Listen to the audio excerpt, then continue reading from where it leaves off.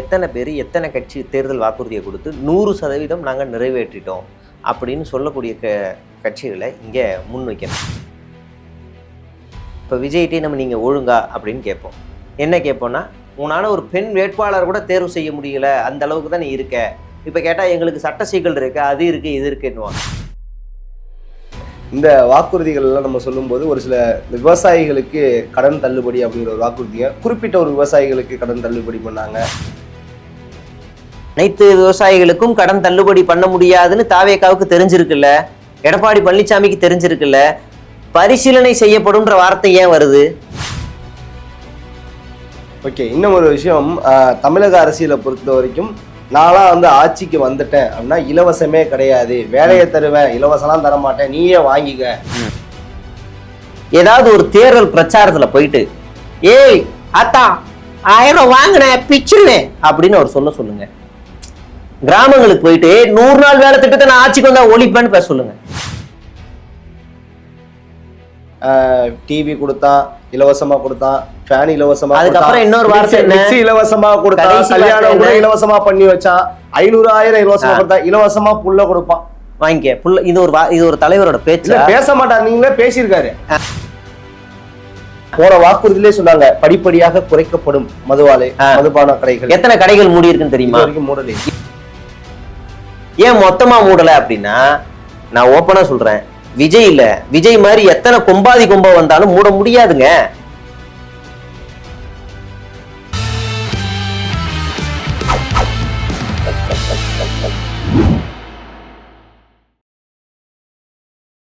ஜம் தொலைக்காட்சி நேயர்களுக்கு வணக்கம். இன்றைய சிறப்பு நேர்காணலில் நம்மோடு டிஎன் ட்ரோல் மீடியாவுடைய ஷேக்வாரா பிரதர் இணைந்துள்ளார். அவரிடம் அரசியல் சார்ந்த பல கேள்விகளை முன்வைப்போம். பிரதர் வணக்கம். வணக்கம் பிரதர், எப்படி இருக்கீங்க? நல்லா இருக்கேன் பிரதர். பிரதர், இப்போ தொடர்ச்சியாக கட்சிகள், அதாவது தேர்தல் வந்தாவே வாக்குறுதிகள் அப்படிங்கிற ஒரு விஷயத்த முன்வைப்பாங்க. நிறைய கட்சிகள் கொடுத்துட்ருக்காங்க. இப்போ திமுக சார்பாகவும் தேர்தல் அறிக்கையை வெளியிட்டிருக்காங்க. குறிப்பாக எதிர்கட்சிகள் எல்லாம் சொல்லக்கூடியது 505 வாக்குறுதி 2021 கொடுத்தாங்க, அதே இன்னும் சரியாக அவங்க செய்து முடிக்கலை, அதுக்குள்ளே அடுத்த வாக்குறுதியா அப்படிங்கிற ஒரு கேள்வி எல்லாம் முன்வைக்கிறாங்களே, அதெல்லாம் எப்படி பார்க்குறீங்க? ஃபர்ஸ்ட், இது வரைக்கும் தமிழ்நாட்டில் ஆட்சி செய்தவர்களில் எத்தனை பேர் எத்தனை கட்சி தேர்தல் வாக்குறுதியை கொடுத்து 100% நாங்கள் நிறைவேற்றிட்டோம் அப்படின்னு சொல்லக்கூடிய கட்சிகளை இங்கே முன்வைக்கணும். ஒன்றும் சிம்பிளாக சொல்கிறேன், இதை விஜய் சொல்லுவாரா? இப்போ விஜய்கிட்டே நம்ம நீங்கள் ஒழுங்கா அப்படின்னு கேட்போம். என்ன கேட்போம்னா, முதல் மாநாட்டில் ஒரு வாக்குறுதி, சொந்த கட்சி நிர்வாகிகள்கிட்ட ஒரு வாக்குறுதி, 33% 50% நாங்கள் பெண் வேட்பாளர்களாக நிறுத்துவோம்னு சொன்னார். 10 கூட நிறுத்தலை. எப்படி? 234 33% 50 வரைக்கும் வேட்பாளர்களை நிறுத்தணும்னு சொன்னார்ல, 10 கூட நிறுத்தலை. இது பெண்களுக்கு பாதுகாப்பான கட்சி. அப்போ இவங்களாம் வாக்குறுதி நிறைவேற்றலைன்றதை பற்றி இவங்க பேசுறதுக்கு அருகதை இருக்கா? உன்னால் ஒரு பெண் வேட்பாளர் கூட தேர்வு செய்ய முடியல, அந்த அளவுக்கு தான் நீ இருக்க. இப்போ கேட்டால் எங்களுக்கு சட்ட சிக்கல் இருக்கு, அது இருக்குது, இது இருக்குன்னுவான். அடுத்து எடப்பாடி பழனிசாமி காலத்தில் வருவோம். வாக்குறுதியை மட்டும் இல்லை, ஜெயலலிதா கொடுத்த வாக்குறுதியை மட்டும் இவங்க நிறைவேற்றாமல் விட்டதில்லை, ஏற்கனவே நடைமுறையில் இருந்த திட்டங்களையும் நிறுத்திட்டு போனாங்க. தாலிக்கு தங்கம் திட்டம் யார் நிறுத்தினது? லேப்டாப் திட்டத்தை யார் நிறுத்தினது? எல்லாத்தையும் இவங்க நிறுத்திட்டு போனாங்க. இப்போ கம் டு டிஎம்கே வருவோம். சொன்ன திட்டங்கள் இல்லாமல் கூடுதலான எத்தனை திட்டங்கள் வந்திருக்கு? நீங்கள் அதையும் பேசணும்ல. என்னென்ன திட்டம் வந்திருக்கு? மகளிருக்கு அவங்க கொடுக்குறேன்னு சொன்னாங்க, கொடுத்துட்டாங்க. பேசும் பொருளான ஒரு திட்டம், காலை உணவு திட்டம் கொண்டு வந்திருந்தாங்க. ரைட்டு. இது இல்லாமல் மாணவர்களுக்கு நான் முதல்வன் திட்டம் இருந்துச்சா? இல்லை மாணவிகளுக்கு 1000 ரூபாய் திட்டம் இருந்துச்சா? இல்லை. அப்போ கல்வியில் மற்ற ஸ்கீம்ஸ் எல்லாம் கொண்டு வந்திருக்காங்களே, அதெல்லாம் தேர்தல் வாக்குறுதிகள் இருந்துச்சா? உடனே தேர்தல் கடனை நீங்கள் இது பண்ணலை அப்படின்னு சொல்லுவாங்க. இங்கே இதிலெல்லாம் குறை சொல்ல முடியலை. இங்கெல்லாம் அது ரீசெண்ட் டைம்ல அதுலயுமே ஒரு இது சொன்னாங்க, அதாவது பள்ளி உணவை சாப்பிட்டு 41 பேருக்கிட்ட அங்க கோயம்புத்தூர் கிட்ட நடந்தப்ப அமைச்சர்லாம் போகல அப்படிங்கிற ஒரு குற்றச்சாட்டு திமுக மேல வச்சாங்க. அதை ஏத்து தானே ஆகணும். அப்படி அமைச்சர்கள்லாம் போகலன்னு பொத்தாம் பொதுவாலாம் சொல்ல முடியாது. சம்பந்தப்பட்டவர்கள்லாம் போயிருக்காங்க. இவனுங்க எங்க இருந்து அன்பில் மகேஷ் சம்பந்தப்பட்டவங்க இருங்க சொல்றேன், சம்பந்தப்பட்டவர்கள்லாம் போயிருக்கிறாங்க. இங்க என்ன பிரச்சனைனா, ஒட்டுமொத்தமாக அரசு பள்ளி எல்லா இடமும் சிறப்பாக இருக்கும். ஏதோ ஒரு இடத்துல ஒரே ஒரு பாத்ரூம் சரியில்லை, ஒரு இடத்துல தண்ணி வரல, ஒரு இடத்துல கதவு வரல அப்படின்னா ஒட்டுமொத்தமாகவே அரசு பள்ளி இப்படி தான் அப்படின்னு நம்ம ஒரு ஜஸ்டிஃபை பண்ணுறோம்ல. நான் என்ன கேட்குறேன்னா, அன்பில் மகேஷ் தான் உட்காந்து சத்துணவு கிண்டிட்டு இருக்காரா? அவர் மேற்பார்வையாளர், அவரை மீறி ஒரு தவறு நடந்திருக்குன்னா அங்கே அதிகாரிகள் மீது என்ன நடவடிக்கை எடுக்கப்பட்டிருக்கு? ஐயோ நடந்துருச்சு, ஏதோ ஒரு இடத்துல ஷோ நடக்கும். அதை நம்ம தவிர்க்க முடியாது. குற்ற சம்பவங்களை நம்ம தமிழ்நாட்டில் தடுக்க முடியாது, ரைட்டு. ஆனால் அது நடந்ததுக்கு அப்புறமா இந்த ஆட்சியினுடைய நடவடிக்கைகள் என்ன அப்படின்னு ஒன்று வருது இல்லை, அதை நம்ம விமர்சிக்கணும். தேர்தல் வாக்குறுதிகள் நிறைவேற்றப்படலை, ரைட்டு, ஓகே, இன்னும் அதில் கவனம் செலுத்தணும் அப்படின்னு விமர்சனம் வைக்கலாம். இன்னும் நான் கவனம் செலுத்தணும், இல்லை கூடுதலான இந்த வாட்டி அதையும் சேர்த்து சொல்லி அதையும் நிறைவேற்றுங்க அப்படின்னு ஒரு விமர்சனம் வைக்கலாம். ஆனால் இங்கே சொன்ன வாக்குறுதிகளை விட கூடுதலாக நிறைய வந்திருக்குல்ல. இப்போ இவங்க சொன்ன வாக்குறுதியிலேருந்து தான் இப்போ எல்லாருமே ஆட் ஆன் பண்ணுறாங்க. சுய சிந்தனையிலேருந்து யாருமே இப்போ எடப்பாடி பழனிசாமியோ இல்லை விஜயோ செய்யலை.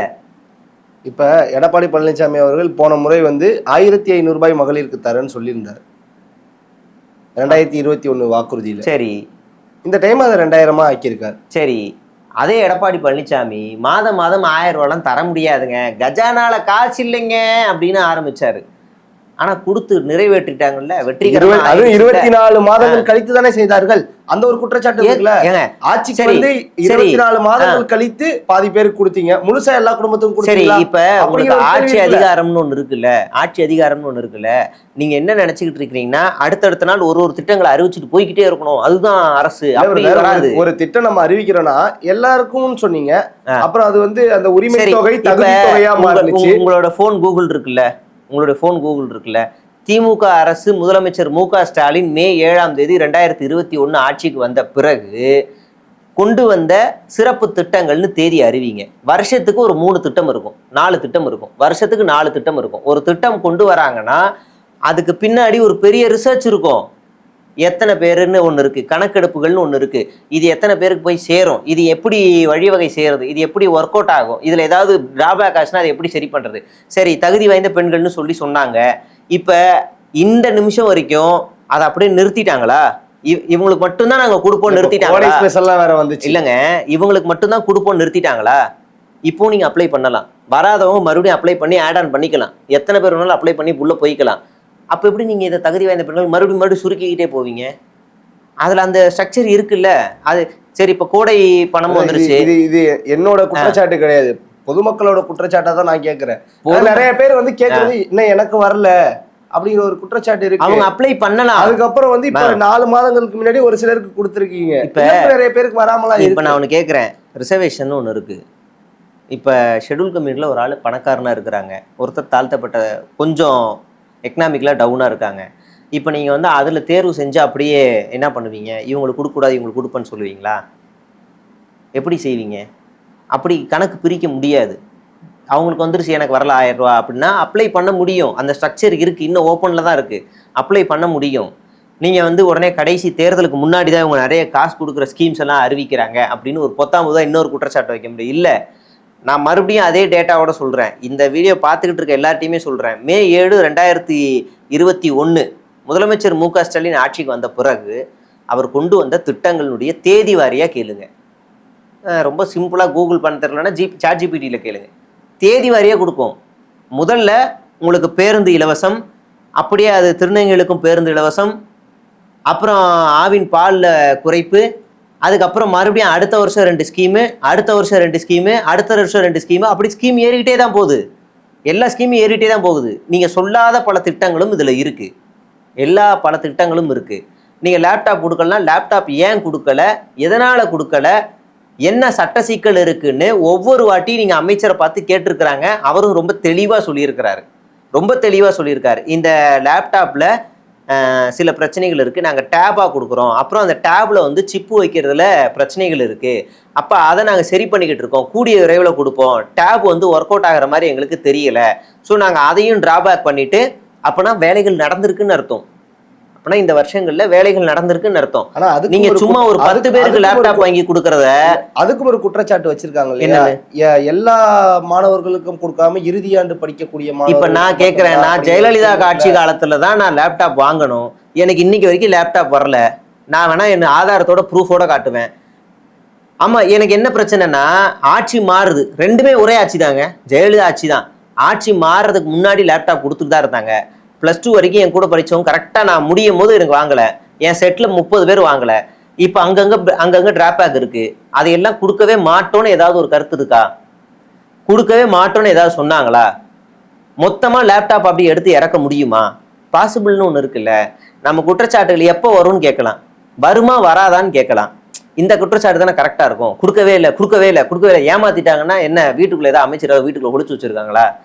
அப்படி ஏதாவது பார்த்தா கூட கம்ப்ளைண்ட் கொடுங்க, நானே எடுத்து பேசுறேன். ஓகே சார், இந்த வாக்குறுதிகள் எல்லாம் நம்ம சொல்லும்போது ஒரு சில விவசாயிகளுக்கு கடன் தள்ளுபடி அப்படிங்கிற ஒரு வாக்குறுதியை குறிப்பிட்ட ஒரு விவசாயிகளுக்கு கடன் தள்ளுபடி பண்ணாங்க. அதே மாதிரி அதாவது கல்வி கடன் தள்ளுபடினாங்க. அதுவும் ஒரு சிலர். இப்ப இந்த கேள்வி கேக்குறீங்கல்ல, இந்த கேள்விய இதே வாக்குறுதியை விஜய் வச்சிருக்காரு. என்னன்னு வச்சிருக்காரு தெரியுமா? இத்தனை சதவீதம் நிலம் வைத்திருப்பவர்களுக்கும் அதற்கு மேலாக நிலம் வைத்திருப்பவர், இத்தனை ஏக்கர் நிலம் வைத்திருப்பவர்களுக்கும் கடன் தள்ளுபடி பரிசீலனை செய்யப்படும். தள்ளுபடின்னு சொல்லலைங்க, பரிசீலனை செய்யப்படும் அப்படின்னு சொல்றாரு. அப்ப இவரும் தகுதி தானே பாக்குறாரு, எல்லாருக்கும் சொல்லலையே கடன் தள்ளுபடி. போன இதுல வந்து எல்லாருக்கும் தானே சொன்னது. இது விவசாய கடன் தள்ளுபடி அதாங்க. அப்பனா அது சாத்தியம் இல்லைன்னு இவங்களும் ரிசர்ச் எடுத்திருக்காங்கல்ல. அனைத்து விவசாயிகளுக்கும் கடன் தள்ளுபடி பண்ண முடியாதுன்னு தாவேகாவுக்கு தெரிஞ்சிருக்குல்ல, எடப்பாடி பழனிசாமிக்கு தெரிஞ்சிருக்குல்ல. பரிசீலனை செய்யப்படும்ன்ற வார்த்தை ஏன் வருது? அப்ப அவங்களுக்கு தெரிஞ்சிருக்குல்ல. அப்ப அந்த குற்றச்சாட்டை அவங்க வைக்கலாமா?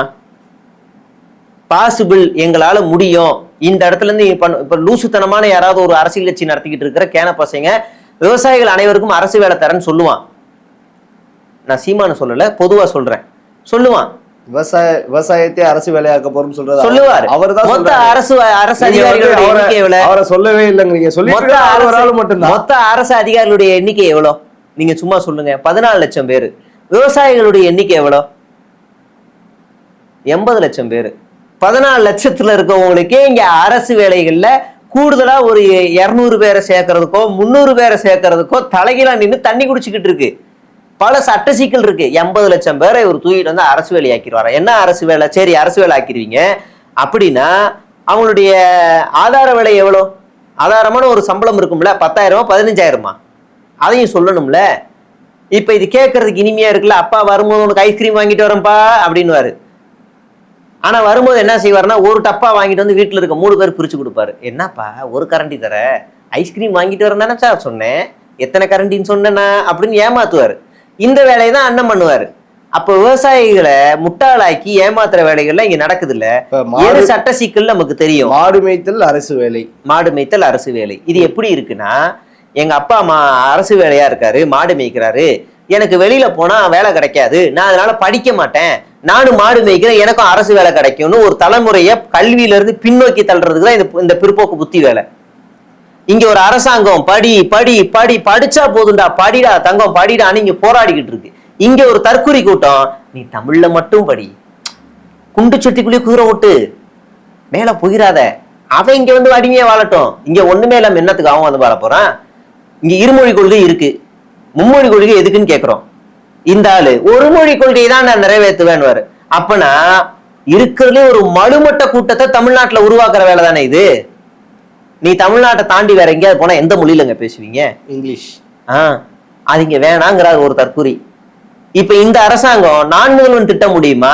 நீ தமிழ்நாடு மட்டும் இல்லடா ராஜா, இந்தியாவுல எந்த மூலையில போய் எந்த பல்கலைக்கழகம் படிக்கணும்னு நீ ஆசைப்படுறிய சொல்லு, இந்த அரசாங்கம் முயற்சி செய்யும். இந்தியாவுல மட்டும் இல்ல, உலகம் முழுவதும் நீ எந்த டிகிரி படிக்கணும், எங்க டாக்டர் படிக்கணும், எங்க இன்ஜினியர் படிக்கணும், நீ எங்க போன்னு ஆசைப்படுற சொல்லு, இந்த தமிழ்நாடு அரசு முயற்சி பண்ணும், போ படி அப்படின்னு அனுப்பும். 2 நாள் முன்னாடி நீங்க சொல்றீங்க இந்த குழந்தைகள் வந்து இது பண்ணிருச்சு அப்படின்னு. அப்ப நம்ம என்ன கேட்கிற, ஒரு பொண்ணு 3வது மாடில இருந்து கீழே விழுந்து கால் உடைஞ்சிருச்சு. அந்த பொண்ணை முதலமைச்சர் நேர்ல சந்திச்சு 108 ஆம்புலன்ஸ் வச்சு, அந்த பொண்ணு திமுகலாம் கிடையாதுங்க, எதுனே தெரியாது, யாருன்னே தெரியாது. அந்த பொண்ணு பப்ளிக் எக்ஸாம் எழுது. ஐயோ அந்த பொண்ணு பப்ளிக் எக்ஸாம் எழுது, அப்ப இந்த நேரம் பார்த்து அது வாழ்க்கை அழியக்கூடாது. ஓகே, நீ என்ன பண்ணு, 108 ஆம்புலன்ஸ்ல உதவியாளர் வச்சு எக்ஸாம் எழுதுன்னு உதவி செய்யறாரு, நேர்ல போய் பாக்குறாரு. இங்க ஒரு தற்கூரி கூட்டம், ஒரு அண்ணன் கல்லூரி படிப்பை முடிச்சுட்டு கல்லூரி கட்டடிச்சுட்டு விஜய பார்க்க வர மாதிரி வந்து கண்ணு முன்னாடி 100 மீட்டர்ல சாகுறான். இன்னைக்கு வரைக்கும் அவன் வீட்டுக்கு போகல, அவனுக்கு ஒரு இரங்கல் செய்தி சொல்லல, நீ எதுவுமே செய்ய தொலைய வேணாம். உன் கட்சி நிர்வாகிகளை வச்சு கோடி கோடியா காமிச்சிருக்கிறல்ல, அபிடவிட்ல கோடி கோடியா காமிச்சிருக்கல, 10-15 வீடை காமிச்சிருக்கல, ஒரு 2 லட்சம் கொடுத்தா அவன் வீடு சந்தோஷமா இருக்கும்டா. உன்னை பொறுத்தவரை 2 லட்சம் ஒரு பிச்சை காசு தான், ஆனா அவங்களுக்கு அது ஒரு பெரிய மலை. கொடுத்து தொலைலாம்ல. நீ எல்லாம் வந்து தமிழ்நாட்டை பத்தி பேசுறியா? அவர் முதலமைச்சரா இல்ல நீ கனவு காண்ற நீ ஒரு முதலமைச்சரா? ஓகே பிரதர், இப்ப நாம் தமிழர் கட்சியோட வாக்குறுதி எல்லாம் நிலைக்காது அப்படிங்கிற ஒரு விஷயத்த சொல்றீங்க. தமிழ்நாட்டை பொறுத்த வரைக்கும் 5 தலைநகரம் அப்படிங்கிற ஒரு விஷயத்த சொல்றாரு. இதை எப்படி பாக்குறீங்க? கேட்கறதுக்கு சூப்பரா இருக்கும் ப்ரோ. தமிழ்நாட்டுல போர்ஜ் கலிஃபா, தமிழ்நாட்டுல வேற என்ன சாய் கோபுரம், அப்புறம் தமிழ்நாட்டுல ஒரு தாஜ்மஹால், இப்படி கேட்கறதுக்கு செம்மையா இருக்கும். தமிழ்நாட்டுல நைல் நதி அழகா இருக்கும். நம்ம என்ன கேட்கிறோம்னா, தமிழ்நாட்டுல 5 தலைநகர் சாத்தியமானா எவ்வளவு பொருள் செலவு தேவைப்படும் தெரியுமா? மக்களுடைய குழப்ப நிலை எவ்வளவு வரும் தெரியுமா? எந்த அதிகாரிகள்கிட்ட எந்த அலுவலகம் போகும்னே தெரியாது. இங்க இருக்க தலைமைச் செயலகத்தை கொண்டு போய் நான் திருச்சியில வைப்பேன். எப்படி நான் இந்த ஐடியா யோசிச்சேன் தம்பி? மேப்பை பார்த்தேன் தம்பி, நடுவுல முச்சந்தில திருச்சி இருந்துச்சு தம்பி, அதனால நான் தலைநகர் அங்க நொட்டுவன் தம்பின்னு இவர் சொல்லுவாரு. ஏன் தம்பி மேப்போட கார்னர்ல சென்னையில ஏன் தம்பி தலைநகர் இருக்கணும்? இங்க நடுவுல இருந்துச்சுன்னா எல்லாரும் இங்க வரதுக்கு ஈஸியா இருக்கும்ல, அப்ப இதுதான் தம்பி அப்படின்னு யோசிச்சு வச்சிருப்பாரா இல்ல எந்த முட்டா பையன் சொல்லி கொடுத்தான்னு தெரியல. இங்க இருந்து ஒண்ணும் இல்ல, ஜெயலலிதா ஆட்சிக்கு வரதுக்கு முன்னாடி ஒரு சிறப்பான ஒரு பெரிய தலைமைச் செயலகத்தை கலைஞர் கட்டுறாரு. ஈகோ பிடிச்சு இந்த தலைமைச் செயலகத்துக்குள்ள நான் நுழையவே மாட்டேன் அப்படின்னு எல்லாத்தையும் அந்த பழைய தலைமைச் செயலகத்துக்கு மாத்தி ஒரு பெரிய நிர்வாக சீர்கேடு, பெரிய டிராபேக். திரும்ப இங்க நான் என் ஆட்சி போனதுக்கு அப்புறம் இங்க மாத்திட்டாங்கன்னா என்ன பண்றது? அப்ப இது ஆஸ்பத்திரியா மாத்திட்டா பேஷண்ட் எல்லாம் வெளியே எடுக்க முடியாதுல்ல, அப்படி நரித்தனமா ஒரு மூளையை போட்டு பழைய தலைமைச் செயலகத்துக்கு அங்கேயே மாத்திட்டாங்க. ரொம்ப சிம்பிள். இதுக்குமே இவ்வளவு பஞ்சாயத்து. இப்ப இங்க இருக்க தலைமைச் செயலகத்தை தூக்கிட்டு போய் அங்க வச்சோம்னா எவ்வளவு பொருட்செலவு, எவ்வளவு நிதி செலவு, எவ்வளவு கோடிகள் ஆகும். அப்ப இந்த பணம்லாம் யாருது? இப்ப இங்க இருக்கிறதுனால என்ன தமிழ்நாட்டுக்கு நட்டமாச்சு, நாசமா போச்சு? ஓகே, இன்னும் ஒரு விஷயம், தமிழக அரசியலை பொறுத்த வரைக்கும் நான்லாம் வந்து ஆட்சிக்கு வந்துட்டேன் அப்படின்னா இலவசமே கிடையாது, வேலையை தருவேன், இலவசம்லாம் தர மாட்டேன், நீயே வாங்கிக்க அப்படிங்கிற ஒரு விஷயத்த சொல்றாரு. இலவசத்தை கொடுத்து ஏமாத்துறாங்க மக்களை திராவிட கட்சிகள் அப்படிங்கிற ஒரு பொறுப்படை. இப்ப நாம என்ன கேட்கிறோம்னா, அண்ணன் வந்து இதை மேடையில தான் பேசுவார். ஏதாவது ஒரு தேர்தல் பிரச்சாரத்துல போயிட்டு ஏய் அத்தா 1000 வாங்கினேன் பிச்சுனேன் அப்படின்னு அவர் சொல்லுங்க. கிராமங்களுக்கு போயிட்டு 100 நாள் வேலை திட்டத்தை நான் ஆட்சிக்கு வந்தா ஒழிப்பேன்னு பேச சொல்லுங்க. தேர்தல் பிரச்சாரத்துக்கு போறாருல, அங்க போயிட்டு பேசியிருக்காரு. எங்க பேசிருக்காரு? 2 நாட்களுக்கு முன்னாடி கூட சொன்னாரு, டிவி கொடுத்தா இலவசமா கொடுத்தான், ஃபேன் இலவசமா, அதுக்கப்புறம் இன்னொரு வார்த்தை இலவசமா கொடுத்தா, கல்யாணம் இலவசமா பண்ணி வச்சா, 500,000 இலவசமா கொடுத்தா, இலவசமா புள்ள கொடுப்பான் வாங்கிக்க புள்ள. இது ஒரு தலைவரோட பேச்சு. பேச மாட்டாங்க, நீங்களே பேசியிருக்காரு. இப்ப நான் என்ன கேக்குறேன், நீங்க எப்படி போய் கல்யாணம் பண்ணீங்க? இலவசமா தானே. காளிமுத்து அவங்க பொண்ணை எப்படி கல்யாணம் பண்ணீங்க? வரதட்சணை வாங்கி தானே. அவங்களுடைய சொத்து மதிப்புல தான் நீங்க வாழ்றீங்க, அது ஓசி தானே. இப்படி எவனா திரும்ப கேட்டா என்ன ஆகும்? ஆமா, உங்களுக்கு எப்படி வருமானம் வருது? எவனோ கடைகோடி தொண்டை உழைச்சு உனக்கு மாசம் 1000 ரூபாய் கொடுக்குறானே திரள் நிதி, அதுல தானே உழைக்கிறீங்க. திரும்ப அவன் கேட்டா, ஆனா நீ மட்டும் ஏன்னா ஓசியில வாங்குற, எங்களை மட்டும் ஏன்னா வாங்க வேணான்ற, சோத்த திங்கிறியா வேற திங்கிறியானே அப்படின்னு அவங்க கேட்டாங்கன்னா என்ன செய்வார் அண்ணன்? அசிங்கம் தானே அது. நம்ம என்னன்னா, கலைஞர் தாலிக்கு தங்கம் திட்டத்தை சொல்றாரு. ஏன் தெரியுமா சொன்னாரு? இந்த பொம்பளை பிள்ளைங்களை படிக்க வைக்க மாட்டாங்க, 5வது முடிச்சாலே கல்யாணம் பண்ணி வச்சுறாங்க, என்ன பண்ணடா? அப்ப 8வது வரைக்கும் படிக்க வச்சா நாம வந்து ஒரு குறிப்பிட்ட சதவீதத்துல தங்கம் கொடுப்போம் அப்படின்னு சொல்றாரு. அப்புறம் பிளஸ் ஒரு 5000 கொடுக்குறேன்றாரு. அப்ப தங்கமும் அவர் கொடுக்குற பணமும் பாத்தீங்கன்னா தங்கத்தை விட பணம் அதிகமா இருக்கு, கிட்டத்தட்ட ஒரே மாதிரி இருக்கு. அப்புறம் கொஞ்ச நாள்ல அதோட எக்ஸ்டெண்ட் பண்றாங்க, ஜெயலலிதாவும் அதை எக்ஸ்டெண்ட் பண்றாங்க. 2006ல இருந்து 10க்குள்ள 3 முறையா 2 முறையா அந்த தாலிக்கான தங்கத்துக்கான திட்டத்தை ஏத்துறாரு. இது மூலியமா என்ன நடந்துச்சுன்னு மட்டும் சொல்றேன். 8வது வரைக்கும் படிக்க வச்சாங்க. ஓ, நம்ம வந்து படிக்க வைக்கிறாங்க, காசும் தந்து தங்கமும் தராங்க, அப்ப நம்ம கல்யாணத்துக்கு செலவே இல்லையே, அப்ப படிக்க வைப்போம். +2 வரைக்கும் படிக்க வச்சா கூடுதலா தராங்களே, அப்ப நம்ம இன்னும் படிக்க வைப்போம். ஓ, யூஜி வரைக்கும் படிக்க வச்சா இன்னும் தராங்களே, பிஜி வரைக்கும் படிக்க வச்சா இன்னும் தராங்களே. இப்ப இது இலவசமா பெண் கல்வியை உயர்த்துறதா? இதனாலதானே உயர்ந்திருக்கு. இது ஒரு வழிவகை தானே. ஜெயலலிதா இதை முடக்கலையே. ஜெயலலிதாவுக்கும் அந்த சென்ஸ் இருந்துச்சு, இதை ஒழிக்க கூடாது, பெண் கல்வி முக்கியம்னு. எந்த அரசாவது, மன்னராட்சி நடத்துற அரசாவது படின்னு சொல்லுமா? மன்னராட்சி என்ன தெரியுமா செய்யும்? குடிக்க சாராயத்தை ஊத்தும், அவன் மூளையை மழுங்கடிக்கும். வேலையெல்லாம் இல்லடா, ஏய் ஜாலியா இருங்கடா, அடிச்சு இந்த 23ஆம் புலிகேசி படம் இருக்குல்ல, 2 பேரும் அடிச்சுக்க வச்சு அதுல சோங்கான்றதுதான் மன்னரோட வேலை. அப்படி நீங்க நடக்குதா? நீங்க இங்க குடின்னு சொல்லிட்டு இங்க எவ்வளவு பள்ளிக்கூடங்கள் எது உயர்ந்தாலும் இன்னும் வந்து இந்த மதுபான கடைகள் அந்த கேள்வியை முடியல. இந்த கேள்வியை ஒரு விஷயம் போன வாக்குறுதியிலே சொன்னாங்க, படிப்படியாக குறைக்கப்படும் மதுபான கடைகள். எத்தனை கடைகள் மூடி இருக்குன்னு தெரியுமா? மூடலே இல்ல, மூடி இருக்கு சார். 2023 500 கடைகள் மூடி இருக்காங்க. அந்த கடைகள்லாம் எங்கெங்க இருந்துச்சு அந்த டேட்டாவும் பேசணும். ஒண்ணு கோவில் பக்கத்துலயோ பள்ளிக்கூடம் பக்கத்துலயோ மக்கள் நடமாட்டம் அதிகமா இருக்க இடங்கள்லயோ தமிழ்நாடு அரசு மூடி இருக்குன்னு சட்டமன்றத்திலே இதை பேசியிருக்காங்க. அப்ப படிப்படியா குறைக்கப்பட்டிருக்கிறதுக்கு இது ஒரு படிதானே. நீங்க ஒரு கடை மூடுனாலே நீங்க நியாயமா சொல்லணும். நம்ம இங்க இருக்க கிண்டிலயோ ஆலந்தூர்லயோ சைதாப்பேட்டிலயோ ஒரு கடை மூடுனா அடுத்து என்ன ஆகும்? ஐயோ கடையை காணோம் தேடி ஓடுவான்ல. ஐயோ அவ்வளவு தூரம் ஓடணுமா? ஒரு கடை மூடுனால அந்த எஃபெக்ட் இருக்குல்ல. 500 கடைகள் மூடப்பட்டிருக்கு. மக்கள் நடமாட்டம் அதிகமா இருக்க இடங்கள் மூடப்பட்டிருக்கு. இது படிப்படியான குறையிற வேலை தானே. ஏன் மொத்தமா மூடல அப்படின்னா, நான் ஓப்பனா சொல்றேன், விஜய் மாதிரி எத்தனை கொம்பா வந்தாலும் மூட முடியாதுங்க. மூட முடியாது. நீங்க மோடியே நினைச்சாலும் தமிழ்நாட்டுல அரசு மூட முடியாதுன்னு தெரிஞ்சுதானே வாக்குறுதிகளே எல்லா கட்சியும் கொடுக்குறாங்க. முழுமையா மூட முடியாது. அப்படி மூடுறேன்னு சொன்னாங்கன்னா அவங்க ஆட்சி அதிகாரத்துல இருக்க மாட்டாங்க. 2016 திமுகவோட வாக்குறுதிகள்ல மதுபான கடைகள் மூடுவோம் அப்படின்னு சொன்னாங்க. முழுமையா மூடுவோம்னு சொன்னாங்க. அதுதான் உங்களோட பெரிய டிராபேக்கா நான் பார்த்தேன். குஜராத்ல ஒயின் ஷாப்பே இல்ல. யாரா சொன்னா? வாங்கடா, உங்களுக்கு வாங்க, குஜராத் ரயில்வே ஸ்டேஷன்ல இறங்குங்க, ஆட்டோக்காரன் கேபையா கேபு காதிமுக அப்படின்னு கூப்பிட்டு போய் உங்களுக்கு வாங்கி கொடுப்பான். சரக்கு மட்டும் இல்ல, அனைத்து வகையான போதைப் பொருட்களும் கிடைக்கும். ஒரே இடம் குஜராத். இந்தியா முழுவதும் சப்ளை ஆகக்கூடிய ஒரே இடம் குஜராத். அதனால இதெல்லாம் எந்த கொம்புன்னு குறைக்க முடியாது. புரியுதுங்களா? இதை ஒரு பாயிண்டா நீங்க வந்து விஜய் மட்டும் தேர்தல் வாக்குறுதியில சொல்லட்டும், முழுமையா நாங்க மதுபான கடைகளை முழுமையா மூடுறோம்னு விஜயோ இல்ல ஸ்டாலினோ இவரு எடப்பாடி பழனிசாமியோ சொல்லட்டும். நம்ம அப்புறம் பேசுவோம். சொல்ல முடியாதுங்க. வாய்க்கிலேயே பேச முடியும், மதுபான கடைகள் அவ்வளவு இருக்கு, சரி நீ மூடு. வாய்ப்பு இல்ல. இங்க படிப்படியா குறைக்கிறதுக்கு ஒரு டேட்டா சொல்லியிருக்கேன். 500 கடை மூடி இருக்கு. சரி, போன ஆட்சியில எவ்வளவு மூடினாங்கன்னு எடுத்துக்காட்டுங்க. ஜெயலலிதா ஆட்சி காலத்துல ஒரு நிலை இருந்துச்சு. என்ன பண்ணாங்கன்னா, கொஞ்சம் மூடுற நேரத்தை குறைச்சாங்க, திறக்கிற நேரத்தையும் மூடுற நேரத்தையும் குறைச்சாங்க. இப்படிதான் பண்ண முடியும். இதுக்கு மேல எல்லாம் பண்ண முடியாது. லூசுத்தனமா கல்லு கடையை திறப்பான், பல்லு படையெல்லாம் பேச முடியாது. அதுக்கு மேல அதை முட்டாள்தனம். கொரோனா டைம்ல ஒயின் ஷாப் மூடுனதுக்காக எத்தனை பேர் சானிடைசரை குடிச்சான்? எத்தனை பேர் வீட்டுக்குள்ளே காய்ச்சி குடிச்சான்? எத்தனை பேர் பயந்து ஆந்திராவுக்கு அந்த பக்கம் போய் எதையாவது வாங்கி குடிப்போம், பேட்டரி தண்ணியை குடிச்சு செத்து போனா? நடக்கும், அதெல்லாம் நடக்கும். அதனால இப்படி ஒரு விமர்சனத்தை பொத்தாம் பொதுவா பேச முடியாது. எந்த கொம்பா வந்தாலும் முடியாது, மூட முடியாது. அதான் நிலை. ஓகே பிரதர், சிறப்பான தகவலுக்கு ரொம்ப நன்றி.